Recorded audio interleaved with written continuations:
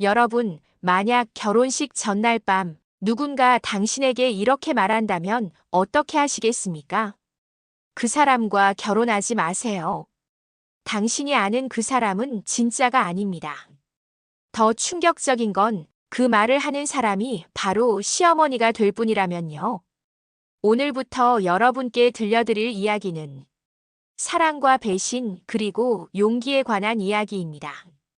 이 채널이 처음이시라면 구독과 좋아요, 알림 설정 꼭 부탁드립니다. 여러분의 작은 관심이 더 좋은 이야기를 만드는 힘이 됩니다. 그럼 지금부터 유나림의 가장 긴 밤 속으로 들어가 보겠습니다. 10월의 마지막 밤이었습니다. 유나림은 새 아파트 거실 한가운데 주저앉아 박스 더미에 둘러싸여 있었습니다. 33년을 혼자 살아온 짐들이 이렇게 많았나 싶을 정도로 방은 어질러져 있었습니다. 내일이면 이곳은 우리 집이 됩니다. 정태준과 함께 시작할 새로운 보금자리. 내일이면 나는 누군가의 아내가 되는 거야. 하림은 손에 든 머그잔을 바라봤습니다. 태준이 프러포즈하던 날 선물한 커플잔. 하림에게 평생 따뜻한 사람이 되어줄게. 태준. 이라는 글씨가 새겨져 있었습니다.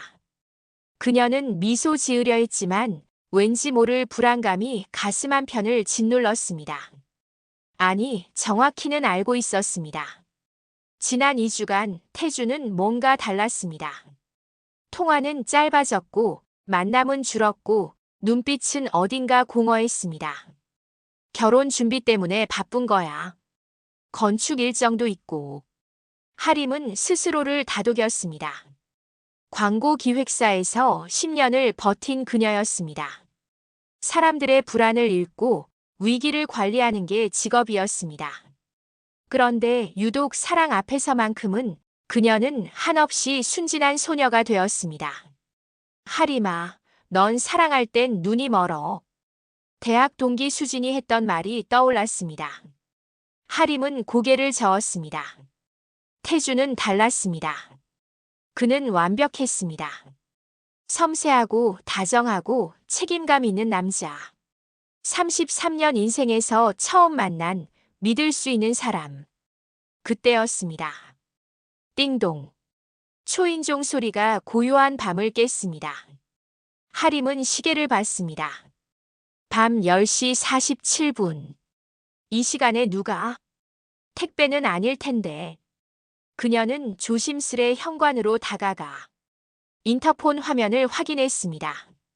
화면 속에는 한 중년 여성이 서 있었습니다. 검은색 코트를 입고 어깨가 축 처진 채로 그 얼굴을 본 순간 하림의 심장이 철렁 내려앉았습니다. 어머님. 정태준의 어머니 최명자였습니다. 하림은 황급히 문을 열었습니다. 명자는 평소처럼 단정한 모습이 아니었습니다. 화장기 없는 얼굴은 창백했고 눈은 충혈되어 있었습니다. 그리고 그녀의 떨리는 손에는 낡은 갈색 봉투 하나가 들려 있었습니다. 어머님, 무슨 일이세요? 들어오세요. 하림이 다급히 손을 내밀었지만 명자는 현관문 앞에 그대로 서 있었습니다. 마치 안으로 들어가는 것조차 두려운 사람처럼. 하림 씨. 명자의 목소리는 떨렸습니다. 그건 추위 때문이 아니었습니다. 무언가를 억누르고 참아내고 결국 터뜨리기 직전의 떨림이었습니다. 잠깐만 얘기 좀 할 수 있을까요? 네, 물론이죠. 어서 들어오세요. 하림은 명자를 거실로 안내했습니다. 어질러진 짐들을 치우려 했지만 명자는 신경 쓰지 않는 듯 했습니다. 그녀는 소파에 앉지도 않고 그저 멍하니 거실을 둘러봤습니다. 예쁘네요. 태준이가 설계한 집답게. 감사합니다. 어머님도 마음에 드시나요? 하림 씨. 명자가 돌아섰습니다. 그 눈빛을 마주한 순간 하림은 본능적으로 뒷걸음질 쳤습니다. 그 눈엔 두려움과 절망, 그리고 결연함이 뒤섞여 있었습니다. 내일 결혼식. 명자의 입술이 떨렸습니다. 하지 마요. 시간이 멈췄습니다. 하림의 귓가에서 윙 하는 소리가 울렸습니다. 뭐라고? 방금 뭐라고 하신 거지? 저 어머님, 제가 잘못 들은 건가요? 잘못 들은 거 아니에요. 명자는 천천히 또박또박 말했습니다. 하림 씨, 내일 결혼식. 올리지 마세요. 하림의 머릿속이 하얘졌습니다. 이건 농담인가? 아니면 시험? 아니면 반대? 혹시 제가 뭘 잘못했나요? 예식 준비 과정에서 실례를 했다면? 아니에요. 명자가 소리쳤습니다. 그리고는 입을 막았습니다. 눈가에 눈물이 고였습니다. 하림 씨 잘못이 아니에요. 전혀 아니에요. 오히려 미안해요. 정말 미안해요. 어머님, 하림 씨는 좋은 사람이에요. 착하고 똑똑하고 우리 태준이한테는 과분할 정도로. 명자의 목소리가 잠겼습니다. 그래서 더 이상 못 참겠어요. 이대로 결혼시킬 순 없어요. 하림은 다리에 힘이 풀려 소파에 주저앉았습니다. 머리가 복잡했습니다. 태준 어머니는 항상 자상하고 따뜻한 분이었습니다. 처음 인사드렸을 때도 약혼식 때도 늘 자신을 딸처럼 대해주셨습니다. 그런 분이 지금 결혼을 막으려 한다고? 어머님, 대체 무슨 일이신지 말씀해 주세요. 저는 정말 모르겠어요. 명자는 천천히 소파 맞은편에 앉았습니다. 그리고 손에 들고 있던 낡은 봉투를 테이블 위에 조심스럽게 내려놓았습니다. 이걸 봐요. 이게 뭔데요?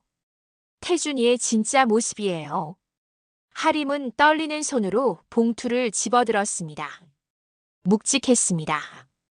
안에는 여러 장의 서류가 접혀 있었습니다.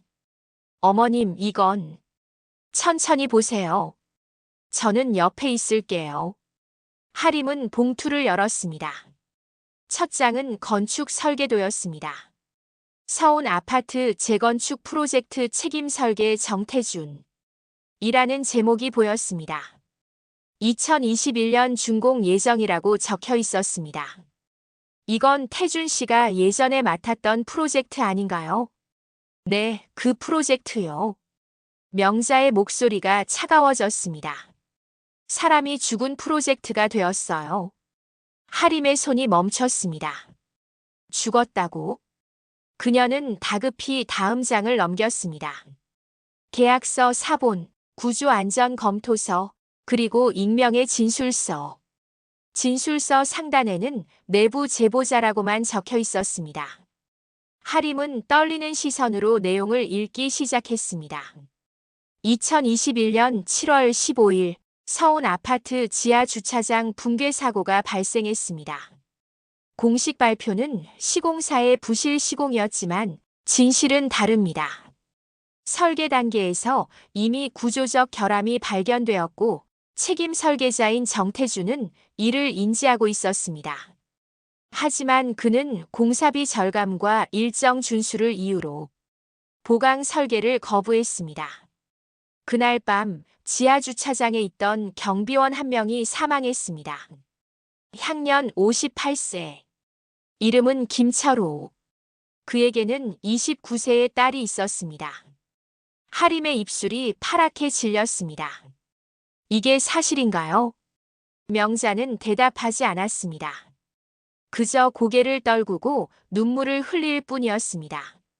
어머님, 대답해 주세요. 이게 진짜예요. 미안해요. 명자의 목소리는 작았지만 그 무게는 천근만근이었습니다. 나도 뒤늦게 알았어요. 2년 전에 태준이 술 취해서 잠꼬대로 중얼거리는 걸 듣고 그때부터 조사했어요. 변호사 친구한테 부탁해서 자료를 모았어요. 그럼 왜 지금까지? 무서웠어요. 명자가 하림을 똑바로 바라봤습니다. 내 아들이 감옥에 가는 게 무서웠어요. 세상이 손가락질하는 게 무서웠어요.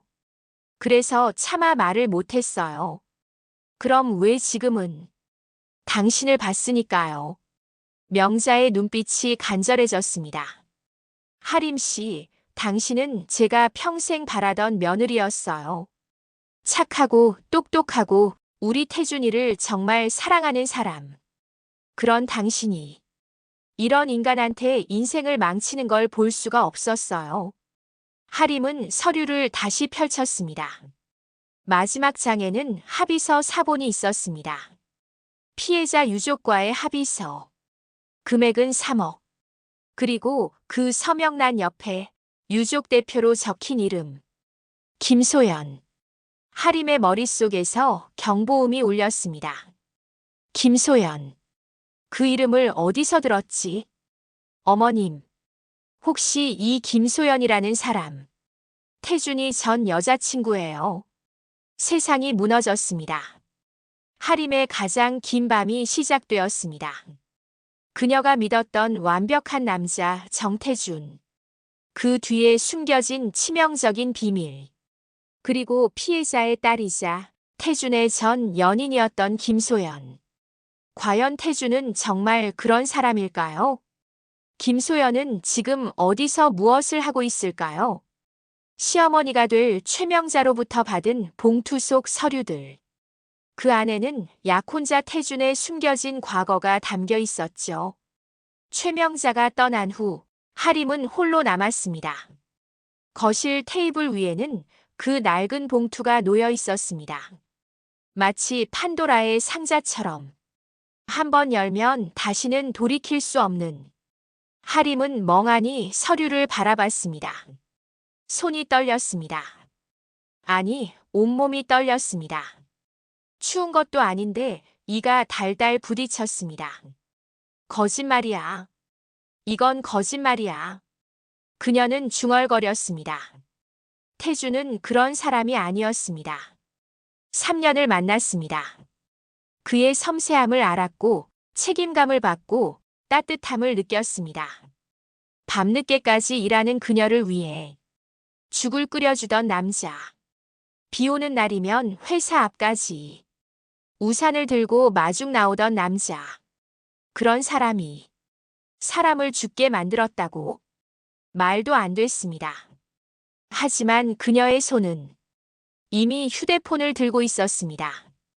광고 기획사 팀장으로 10년을 일한 그녀였습니다.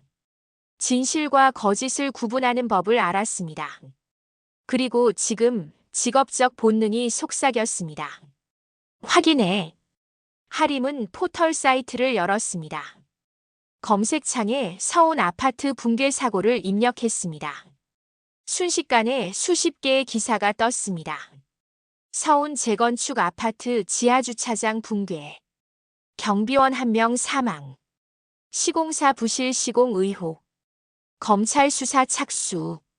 유족 측 진실 규명 요구했으나 합의로 종결. 하림은 기사를 하나하나 읽어내려갔습니다.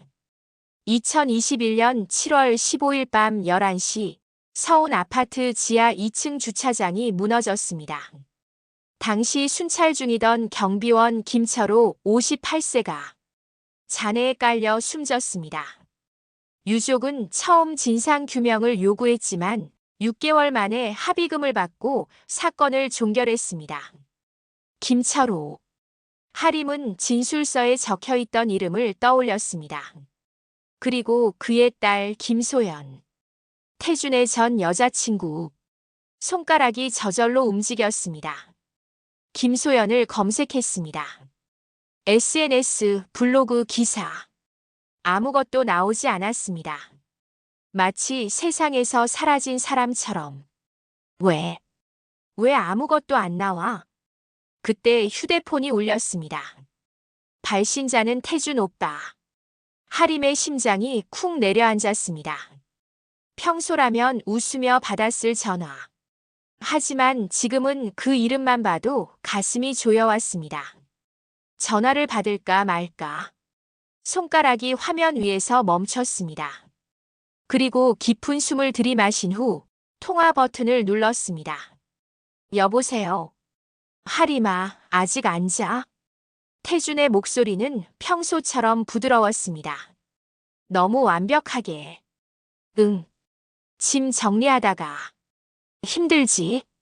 내일 아침 일찍 헤어샵 가야 하니까 일찍 자. 알았지? 응. 침묵이 흘렀습니다. 전화기 너머로 태준의 숨소리가 들렸습니다. 하림은 입술을 깨물었습니다. 물어야 할까? 지금 당장. 오빠. 응? 우리 결혼하면 행복할 수 있을까? 예상치 못한 질문이었습니다. 전화 너머로 태준이 잠시 멈칫하는 게 느껴졌습니다. 갑자기 왜 그래? 불안해? 아니, 그냥 결혼이 내일이잖아. 그래서 문득 하림아. 태준의 목소리가 한층 낮아졌습니다. 난 널 사랑해. 평생 행복하게 해줄 거야. 약속했잖아. 하림의 눈에 눈물이 고였습니다. 이 목소리가 거짓말일까? 이 따뜻함이 연극일까? 오빠, 나한테 숨긴 거 없지? 순간 정적이 흘렀습니다. 1초, 2초, 3초. 너무 긴 침묵이었습니다. 무슨 소리야? 태준의 목소리가 바뀌었습니다. 부드러움이 사라지고 경계심이 들어섰습니다. 그냥 결혼 전에 서로 솔직해지고 싶어서. 하림아, 너 지금 피곤해서 그래. 얼른 자. 내일 보자. 오빠, 잠깐만. 하지만 태준은 그녀의 말을 자르고 물었습니다. 혹시 누가 너한테 뭐라고 했어? 하림의 등에 식은땀이 흘렀습니다. 그의 목소리는 분명 위협에 가까웠습니다. 아니, 아무도. 그럼 됐어. 이상한 소리 듣지 말고 내일만 생각해. 알았지? 응. 사랑해. 뚝. 전화가 끊겼습니다. 하림은 휴대폰을 내려다봤습니다. 손이 떨렸습니다. 방금 그 목소리는 자신이 아는 태준이 아니었습니다. 차갑고 날카롭고 무언가를 숨기고 있는. 이건 뭔가 이상해. 하림은 서류를 다시 펼쳤습니다. 마지막 장 합의서를 유심히 봤습니다. 거기에는 유족 대표 김소연의 서명이 있었습니다. 그리고 그 옆에 작은 글씨로 연락처가 적혀 있었습니다. 아마 당시 변호사가 메모해둔 것 같았습니다. 010-57-79. 하림은 심호흡을 했습니다. 그리고 그 번호를 자신의 휴대폰에 저장했습니다. 이름은 김소연이라고. 직접 확인해야 해. 그녀는 일어나 창밖을 바라봤습니다. 새벽 1시. 도시는 아직 깨어 있었습니다. 네온 사인이 깜빡이고 차들이 움직이고 사람들은 각자의 밤을 살고 있었습니다. 그 순간 하림의 휴대폰에 메시지가 왔습니다. 발신자는 저장되지 않은 번호. 하림 씨, 저 최명자예요. 혹시 마음 정했나요? 내일 아침 10시 명동 성당 앞에서 만나요. 제가 김소연 씨를 데려올게요. 하림의 손이 멈췄습니다. 김소연을 데려온다고? 또 다른 메시지가 이어졌습니다. 그 아이를 직접 만나보면 알게 될 거예요. 태준이가 어떤 사람인지. 하림은 답장을 입력했습니다. 손가락이 떨렸지만 멈출 수 없었습니다. 알겠습니다. 내일 10시에 뵙겠습니다. 전송 버튼을 누르는 순간 그녀는 알았습니다. 이제 돌이킬 수 없다는 걸. 하림은 거실 소파에 몸을 기댔습니다. 눈을 감았지만 잠은 오지 않았습니다.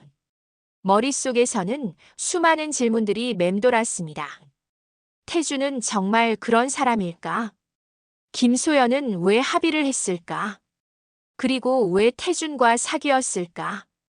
시계는 새벽 2시를 가리켰습니다. 결혼식까지 15시간 남았습니다.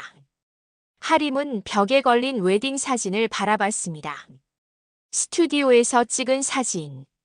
환하게 웃고 있는 자신과 태준. 얼마나 행복했던가. 그날 태준은 속삭였었습니다. 하림아, 너를 만난 건 내 인생 최고의 행운이야. 그런데 지금 그 미소가 너무 낯설었습니다. 오빠, 당신은 대체 누구예요? 하림은 휴대폰을 다시 들었습니다. 그리고 태준의 이름 옆에 있던 하트를 지웠습니다. 이제 그는 정태준이라는 이름으로만 저장되었습니다. 새벽 3시, 하림은 노트북을 열었습니다. 광고 기획사 팀장으로서의 본능이 발동했습니다.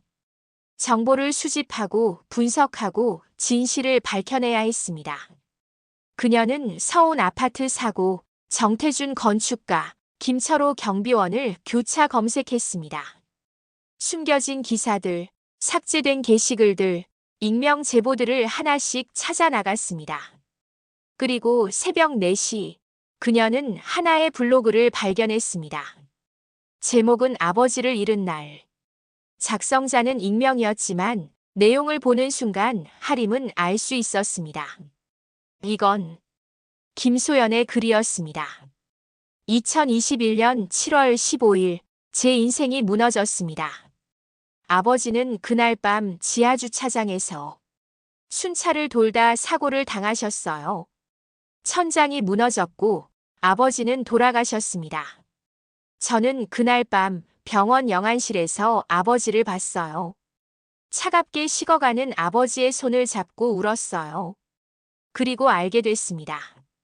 이 사고는 막을 수 있었다는 걸. 하림의 눈에서 눈물이 흘렀습니다. 설계자는 알고 있었어요. 구조에 문제가 있다는 걸. 하지만 비용 때문에, 일정 때문에 묵인했어요. 그리고 그 대가를 제 아버지가 치렀습니다. 하림은 화면을 스크롤 내렸습니다. 마지막 문단이 나타났습니다. 저는 합의를 했습니다. 3억을 받고. 왜냐하면 사랑했으니까요. 그 사람을, 설계자를, 정태준을. 사랑이 저를 바보로 만들었습니다. 그리고 지금 저는 그 죗값을 치르고 있습니다. 글은 거기서 끝났습니다. 작성일은 2023년 5월. 2년 전 글이었습니다. 하림은 노트북을 덮었습니다. 더 이상 볼 수 없었습니다. 가슴이 너무 아팠습니다. 김소연의 고통이, 후회가, 절망이 그대로 전해졌습니다. 소연 씨. 하림은 창밖을 바라봤습니다. 하늘이 조금씩 밝아오고 있었습니다. 결혼식 날 아침이 오고 있었습니다. 하지만 그녀는 이제 알았습니다. 이 결혼은 시작될 수 없다는 걸. 하림은 진실의 일부를 발견했습니다. 태준이 숨긴 사고, 죽은 경비원, 그리고 그의 딸 김소연. 사랑 때문에 침묵했던 여자와 이제 막 진실을 알게 된 여자. 10월 26일 오전 9시 50분. 하림은 명동 성당 계단 아래 서 있었습니다. 웨딩드레스 대신 검은색 코트를 입고 화려한 메이크업 대신 맨 얼굴로. 헤어샵 예약은 취소했습니다. 부케 대신 손에 든 건 어젯밤 받은 그 갈색 봉투. 성당 종소리가 울렸습니다. 평화로운 소리였지만 하림의 가슴은 폭풍우가 몰아치고 있었습니다. 정말 와 계실까? 그때였습니다. 계단 위쪽에서 두 사람의 그림자가 내려왔습니다. 최명자, 그리고 그녀 옆에 휠체어를 탄 한 여성.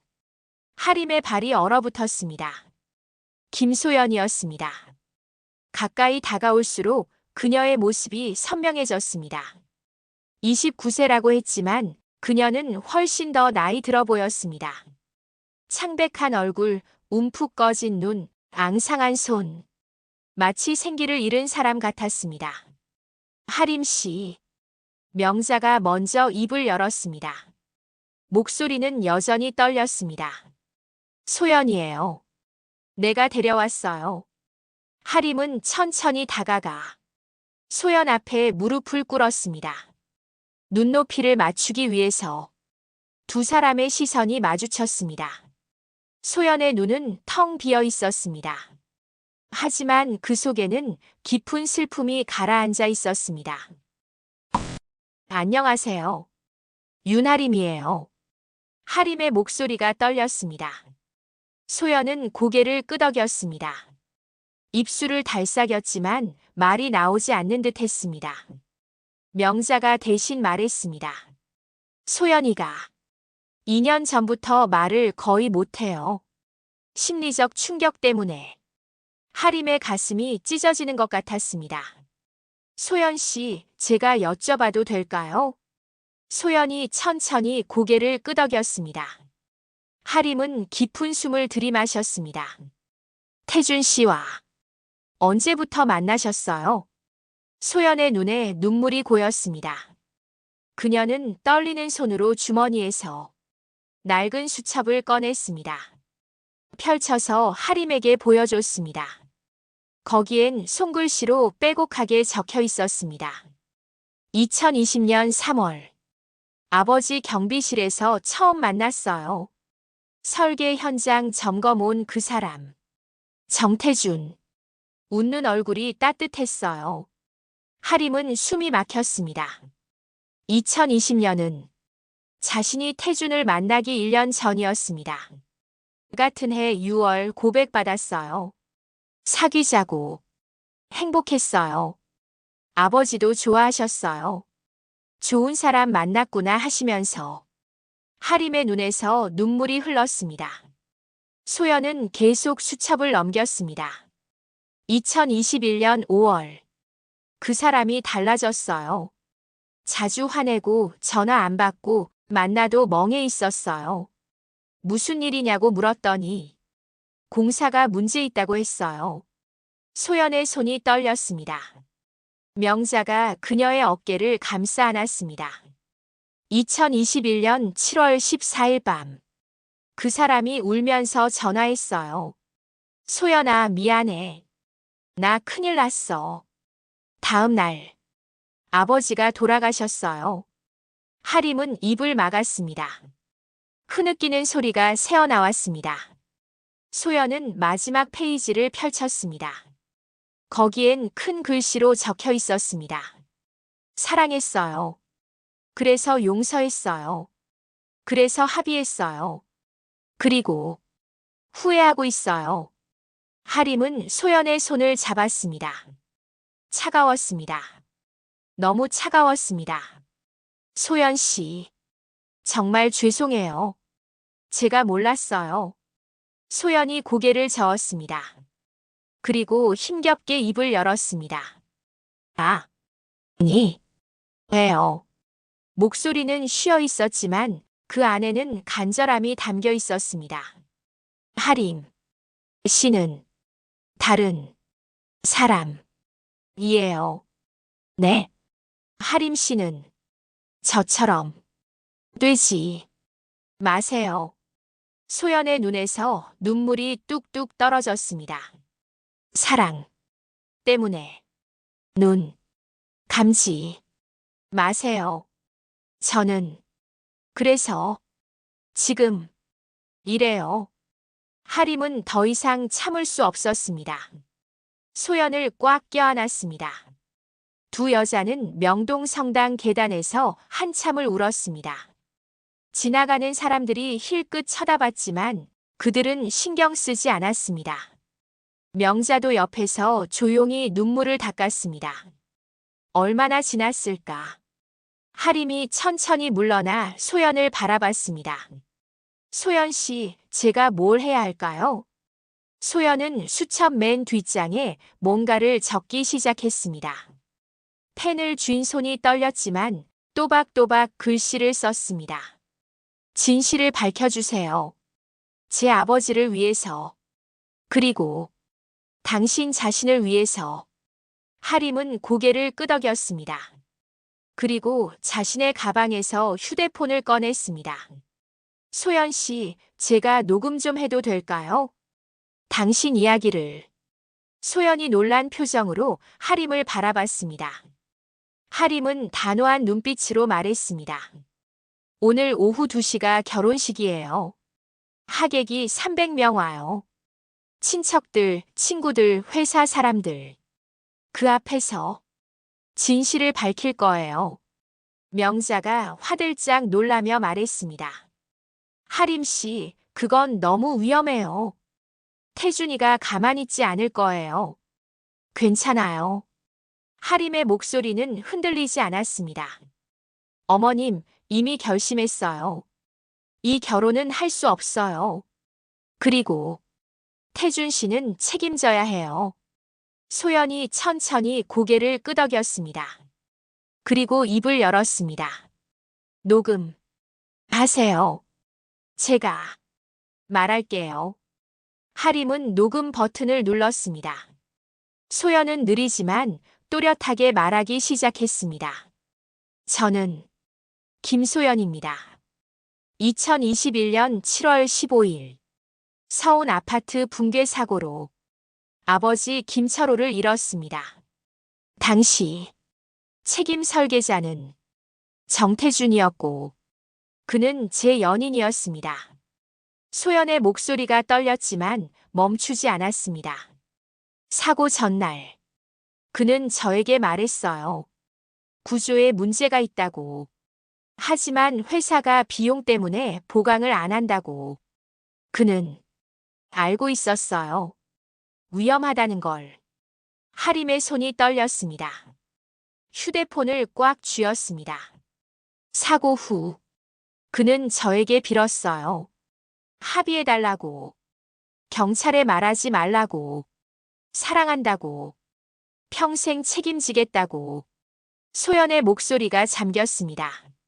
명자가 물을 건넸습니다. 소연은 한 모금 마시고 다시 이어갔습니다.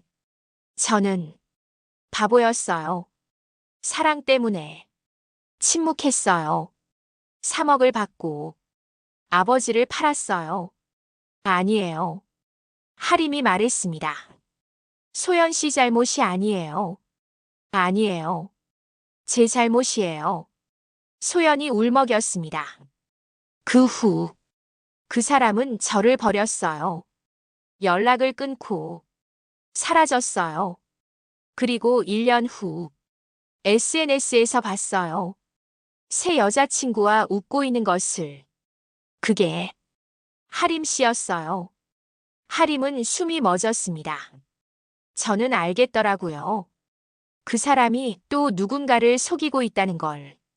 그래서 어머님께 연락했어요.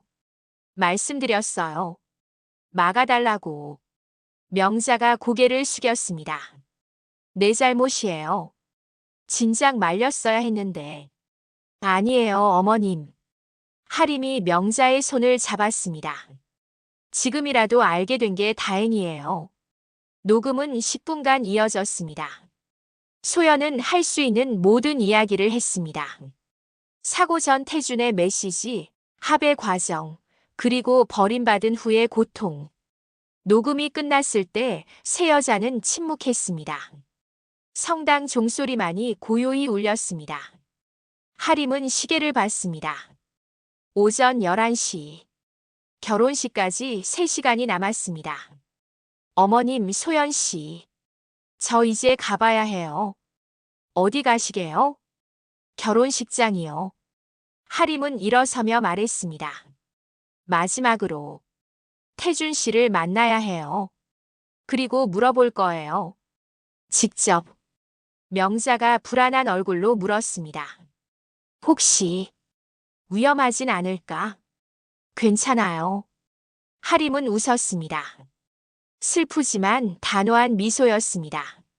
저도 이제 강해져야죠. 소연 씨처럼 되지 않을 거예요. 소연이 하림의 손을 잡았습니다. 그리고 수첩 마지막 장을 찢어 건넸습니다. 거기엔 이렇게 적혀 있었습니다. 당신은 혼자가 아니에요. 우리가 있어요. 하림은 그 쪽지를 가슴에 품었습니다. 그리고 두 사람에게 깊이 인사했습니다. 고맙습니다. 진심으로. 하림은 계단을 내려갔습니다. 뒤돌아보니 명자와 소연이 손을 흔들고 있었습니다. 햇살이 두 사람을 비췄습니다. 마치 축복처럼. 하림은 택시를 잡아탔습니다. 어디 가세요? 그랜드 호텔 연회장이요. 기사가 웃으며 물었습니다.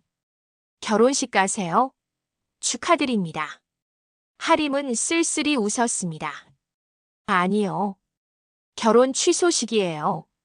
하림은 진실의 무기를 손에 넣었습니다. 김소연의 증언, 녹음 파일, 그리고 흔들리지 않는 결심. 이제 그녀는 결혼식장으로 향합니다. 태준과 마주하기 위해. 오후 12시 10분. 그랜드 호텔 3층 연회장. 하림은 복도를 걸었습니다. 화려한 웨딩홀 장식이 눈에 들어왔습니다. 하얀 장미, 황금빛 리본, 윤아림 정태준이라고 쓰인 대형 포토존. 3시간 후면 이곳은 하객들로 가득 찰 터였습니다. 하지만 하림은 이미 알고 있었습니다. 이 결혼식은 열리지 않는다는 것을. 신부 대기실은 왼쪽, 신랑 대기실은 오른쪽입니다. 웨딩 플래너가 친절히 안내했지만 하림은 오른쪽으로 향했습니다. 저기요, 손님. 신부 대기실은 저쪽인데요. 괜찮아요. 신랑한테 할 말이 있어서요. 하림은 멈추지 않고 신랑 대기실 문을 두드렸습니다. 똑똑. 들어와. 익숙한 목소리. 하림은 문을 열었습니다. 정태준이 턱시도를 입고 거울 앞에 서 있었습니다. 완벽한 자세, 완벽한 미소. 거울 속 그의 모습은 영화배우처럼 빛났습니다. 하림아? 태준이 놀란 표정으로 돌아섰습니다. 왜 아직까지 준비하지 않고 있어? 신부는 식전에 신랑 보면 안 되는 거 아니야. 미신 따윈 이제 안 믿어요. 하림의 목소리는 차가웠습니다. 태준은 그녀의 표정을 읽으려 했습니다. 무슨 일 있어? 왜 그래? 물어볼 게 있어요. 하림은 가방에서 그 갈색 봉투를 꺼냈습니다. 태준의 얼굴이 굳었습니다. 그게 뭐야? 오빠가 더 잘 알잖아요. 하림은 서류를 꺼내 테이블에 펼쳤습니다. 서운 아파트 설계도, 사고 보고서, 합의서. 태준의 입술이 파르르 떨렸습니다. 어디서? 그걸 오빠 어머니한테 받았어요. 순간 태준의 눈빛이 날카로워졌습니다. 분노가 일렁였습니다. 우리 엄마가 미쳤나? 미친 게 아니라 양심이 있으신 거죠. 하림은 한 발 다가섰습니다. 오빠, 서운 아파트 사고. 기억하죠? 하림아. 2021년 7월 15일. 지하주차장 붕괴. 경비원 김철호 씨 사망. 하림의 목소리가 떨렸지만 멈추지 않았습니다. 오빠가 알고 있었죠? 구조 결함을. 태준은 침묵했습니다. 그의 턱이 굳었습니다. 대답해요. 하림이 소리쳤습니다. 태준이 화들짝 놀랐습니다. 평소 조용하던 하림의 모습이 아니었습니다. 하림아, 진정해. 일단 앉자. 앉기 싫어요. 대답만 해요. 사실이에요, 아니에요? 태준은 한숨을 쉬었습니다. 그리고 천천히 말했습니다. 그래. 알고 있었어. 하림의 다리가 휘청했습니다. 아는 것과 직접 듣는 건 달랐습니다.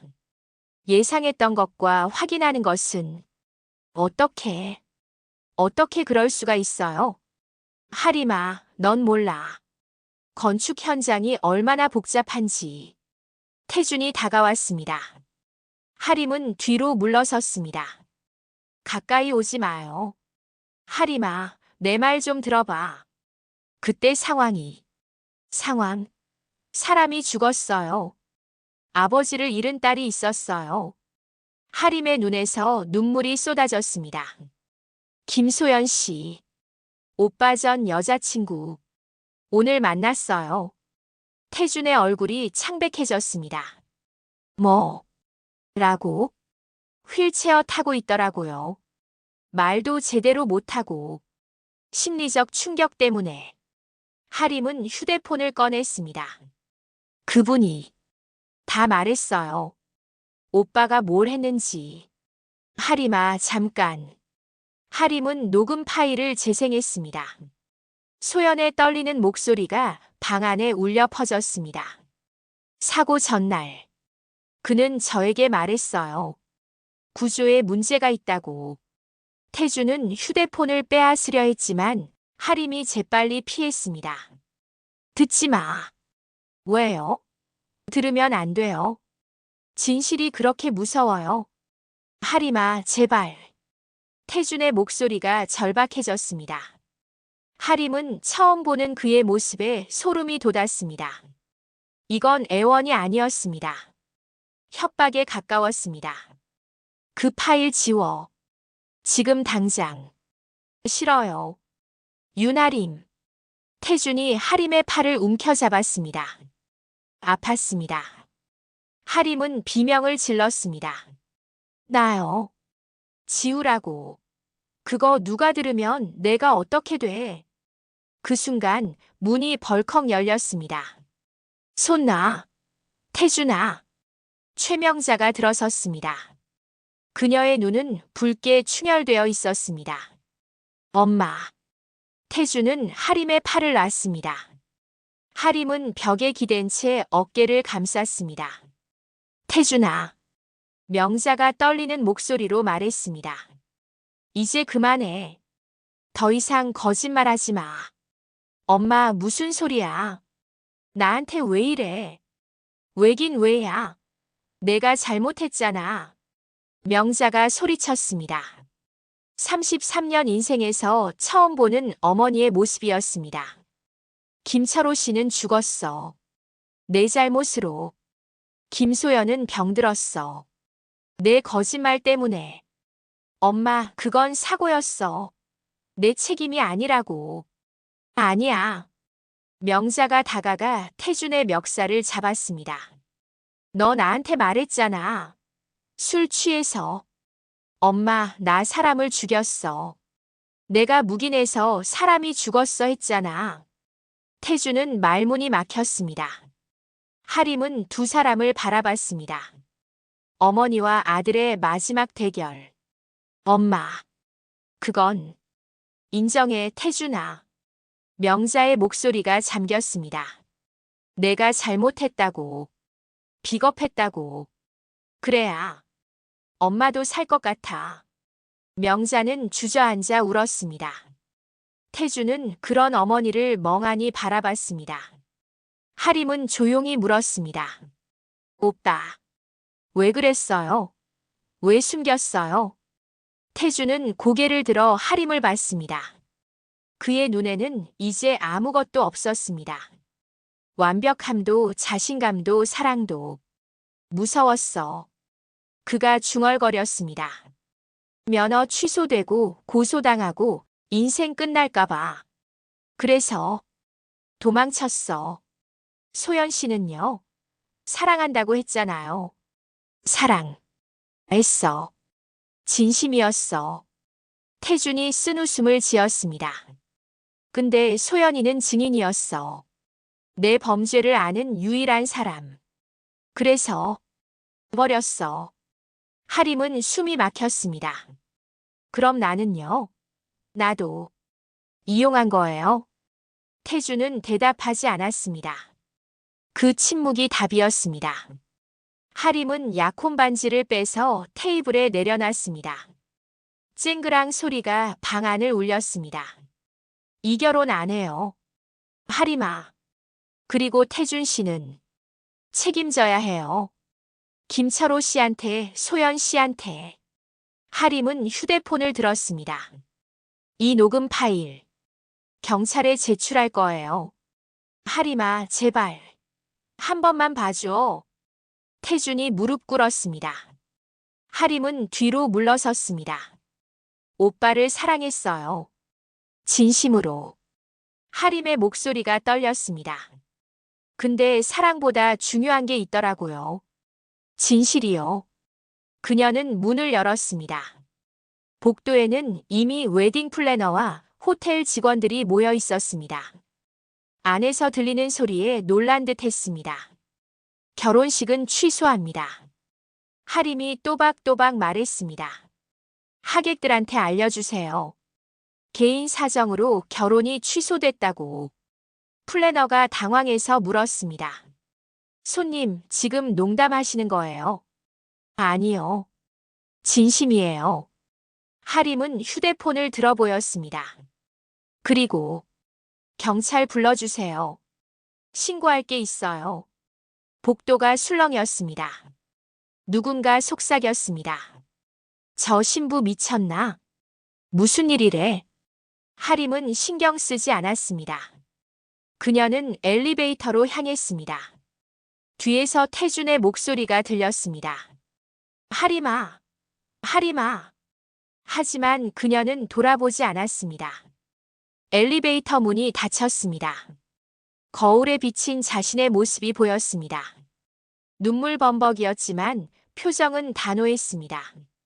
잘했어, 하림아. 그녀는 스스로에게 말했습니다. 1층 로비에서 잠시 벽에 기대어 서 있자. 뒤따라온 명자가 하림에게 다가왔습니다. 그녀는 하림을 꽉 껴안았습니다. 고마워요, 하림 씨. 용기 내줘서. 아니에요, 어머님. 제가 더 감사해요. 두 사람은 호텔 밖으로 나왔습니다.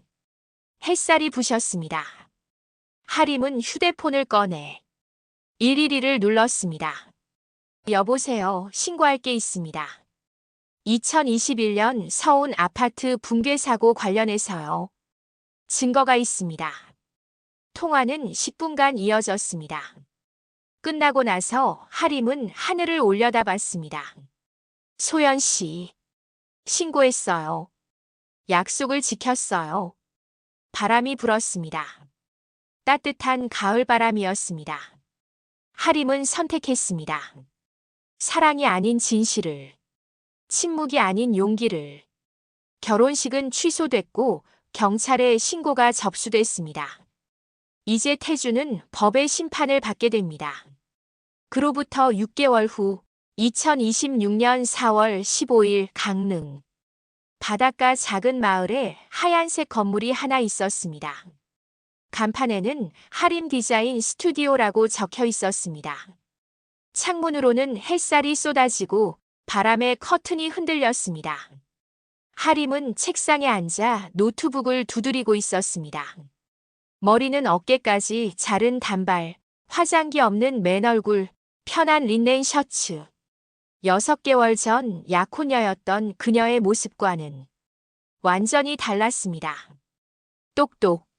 문을 두드리는 소리에 하림은 고개를 들었습니다. 들어오세요. 문이 열리고 휠체어가 들어왔습니다. 김소연이었습니다. 하지만 6개월 전과는 많이 달라져 있었습니다. 얼굴에 생기가 돌았고 입가에 미소가 머물렀습니다. 하림 언니 커피 가져왔어요.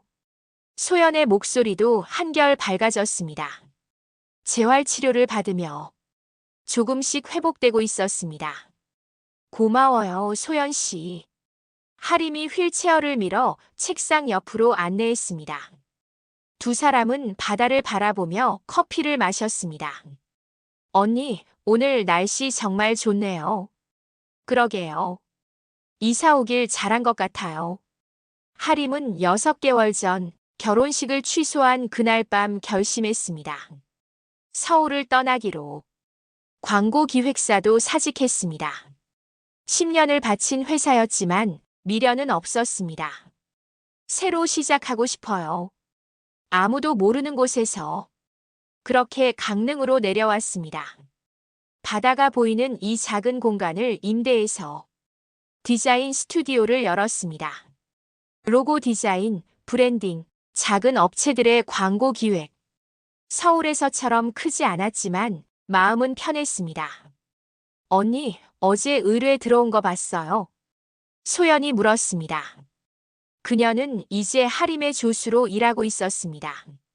간단한 디자인 작업과 고객 응대를 맡았습니다. 응, 봤어. 카페 로고 디자인이죠? 네, 사장님이 언니 작업 보고 꼭 맡기고 싶다고 하시더라고요. 하림은 웃었습니다. 작은 일이었지만 누군가 자신의 작업을 인정해준다는 게 기뻤습니다. 우리 열심히 해봐요, 소연 씨. 네, 언니. 그때 다시 문이 열렸습니다. 최명자가 장바구니를 들고 들어왔습니다. 애들아, 점심 도시락 가져왔어. 어머님. 하림과 소연이 반갑게 인사했습니다. 명자는 일주일에 두세 번씩 이곳을 찾았습니다. 서울에서 기차를 타고 2시간 거리였지만 그녀는 마다하지 않았습니다. 오늘은 뭐 해오셨어요? 김밥이랑 잡채. 너희 둘 다 밥 잘 안 챙겨 먹잖아. 명자는 음식을 꺼내 펼쳤습니다. 세 사람은 작은 테이블에 둘러앉았습니다. 마치 가족처럼. 잘 먹겠습니다. 식사를 하던 중 소연이 조심스레 물었습니다. 어머님, 태준 씨는 어떻게 됐어요? 명자의 손이 잠시 멈췄습니다. 하림도 젓가락을 내려놨습니다. 재판. 끝났어. 명자의 목소리는 낮았습니다. 징역 3년. 집행유예 5년. 건축사 면허 취소. 하림은 숨을 들이마셨습니다. 실형은 아니었지만 태준의 인생은 끝난 것이나 다름없었습니다. 어떻게 지내세요? 잘 모르겠어. 연락 안 해. 명자가 고개를 숙였습니다. 엄마 자격도 없는 것 같아서. 어머님. 하림이 명자의 손을 잡았습니다. 어머님 잘못 아니에요. 오히려 용기 내주셔서 감사해요. 맞아요, 어머님. 소연도 말했습니다. 어머님이 아니었으면 저희도 여기 없었을 거예요. 명자의 눈에 눈물이 고였습니다. 하림과 소연이 양옆에서 그녀를 껴안았습니다. 세 여자는 한참을 그렇게 있었습니다. 식사를 마친 후 명자는 가방에서 봉투 하나를 꺼냈습니다. 하림 씨, 이거 뭐예요? 태준이 집 처분하고 받은 돈이야. 절반은 소연이한테 주려고. 소연이 깜짝 놀랐습니다. 어머님, 이건 안 돼요. 아니야. 당연한 거야. 명자가 단호하게 말했습니다. 김철호 씨 합의금 3억. 턱없이 부족했어. 이게 전부는 아니지만 그래도. 명자의 목소리가 잠겼습니다. 소연아, 받아줘. 그래야 내가 조금이라도 마음이 편할 것 같아. 소연은 한참을 망설이다가 고개를 끄덕였습니다. 감사합니다, 어머님. 아버지 묘소. 잘 모실게요. 세 사람은 다시 울었습니다. 그리고 웃었습니다. 슬픔과 위로가 뒤섞인 시간이었습니다. 저녁 무렵 명자가 돌아간 후 하림과 소연은 바닷가로 산책을 나갔습니다. 해가 지고 있었습니다. 주황빛 노을이 바다를 물들였습니다. 언니. 소연이 휠체어를 멈추고 말했습니다. 저 다음 달부터 재활병원 입원해요. 정말요? 네. 의사 선생님이 집중 치료받으면 걸을 수도 있대요. 하림의 눈이 반짝였습니다. 소연 씨, 정말 잘 됐어요. 나 언니 덕분이에요. 소연이 하림의 손을 잡았습니다. 언니가 용기 내줘서, 진실을 밝혀줘서 저도 다시 살고 싶어졌어요. 소연 씨, 예전엔 그냥 죽고 싶었어요. 아버지한테 미안하고 나 자신이 한심해서 소연의 목소리가 떨렸습니다. 근데 언니 보면서 알았어요. 다시 시작할 수 있다는 걸. 하림은 소연을 꼭 껴안았습니다. 소연 씨, 우리 다시 시작해요. 함께. 네, 언니. 두 사람은 노을을 바라봤습니다. 바람이 불었습니다. 짠내 나는 바닷바람. 그 바람 속에서 두 사람은 치유되고 있었습니다. 그날 밤, 하림은 침대에 누워 천장을 바라봤습니다. 6개월 전 그날이 떠올랐습니다. 결혼식장에서 약혼 반지를 내려놓던 순간, 경찰에 신고하던 순간, 그때는 너무 무서웠습니다. 떨렸습니다. 후회하지 않을까, 외롭지 않을까, 다시는 사랑할 수 없는 거 아닐까. 하지만 지금은 알았습니다. 괜찮아. 나는 괜찮아. 하림은 창밖을 봤습니다. 별이 총총했습니다. 서울에서는 볼 수 없던 별들. 휴대폰이 울렸습니다. 메시지였습니다. 명자였습니다. 하림아, 오늘도 고마웠어. 너희 덕분에 엄마도 살아. 사랑해. 하림은 미소 지으며 답장했습니다. 저야말로 감사해요, 어머님. 편히 주무세요. 그리고 소연에게서도 메시지가 왔습니다. 언니, 오늘 너무 행복했어요. 내일 또 봐요. 잘 자요. 하림은 답장을 보냈습니다. 나도 행복했어요, 소연 씨. 좋은 꿈 꿔요. 휴대폰을 내려놓고 하림은 눈을 감았습니다. 그리고 중얼거렸습니다. 완벽한 사랑은 없었지만 완전한 진실은 있었어. 바람이 커튼을 흔들었습니다. 파도 소리가 들렸습니다. 하림은 그 소리를 자장가 삼아 잠들었습니다. 편안한 얼굴로. 1년 후 2027년 봄. 강릉 바닷가에 사람들이 모였습니다. 하림 디자인 스튜디오 1주년 기념 파티였습니다. 축하합니다. 동네 사람들, 단골 고객들, 그리고 명자와 소연. 모두가 박수를 쳤습니다. 하림은 케이크 앞에서 환하게 웃었습니다. 그리고 옆을 봤습니다. 소연이 서 있었습니다. 휠체어가 아니라 자신의 두 발로. 언니, 우리 해냈어요. 그러게요. 우리 정말 잘했어요. 두 사람은 손을 맞잡았습니다. 명자가 옆에서 눈물을 닦았습니다. 케이크를 자르며 하림은 생각했습니다. 사랑은 끝났지만 삶은 계속됐다. 고통은 있었지만 치유도 있었다. 그리고 무엇보다 진실을 선택한 건 옳았다. 여러분, 감사합니다. 하림이 외쳤습니다. 앞으로도 잘 부탁드려요. 박수와 환호가 터졌습니다. 바다 위로 갈매기가 날았습니다. 봄바람이 불었습니다. 새로운 계절이 왔습니다. 그리고 하림의 새로운 삶도 시작되었습니다. 여러분, 긴 이야기 끝까지 함께 해주셔서 진심으로 감사합니다. 이 이야기를 만들면서 가장 고민했던 건 사랑과 진실 사이의 선택이었습니다. 우리는 살면서 수없이 많은 선택의 순간을 마주합니다. 사랑하는 사람의 거짓말을 눈 감아야 할까요? 아니면 고통스럽더라도 진실을 마주해야 할까요? 하림은 후자를 선택했습니다. 쉬운 길이 아니었습니다. 고통스럽고 외롭고 무서웠습니다. 하지만 그녀는 용기를 냈고 그 용기가 그녀를 구했습니다. 인생을 살다 보면 알게 됩니다. 완벽한 사람은 없다는 것. 하지만 진실만은 완전할 수 있다는 것을. 혹시 지금 여러분도 어떤 선택 앞에 서 계신가요? 거짓과 타협할까, 진실을 마주할까 고민하고 계신가요? 하림처럼, 소연처럼, 명자처럼 용기 내는 모든 분들을 응원합니다. 그리고 기억하세요. 당신은 혼자가 아닙니다. 세상 어딘가에는 당신을 이해하고 응원하고 함께할 사람이 반드시 있습니다. 다시 시작할 수 있습니다. 몇 번이고 언제든지. 봄은 반드시 옵니다. 당신의 봄도 곧 올 겁니다.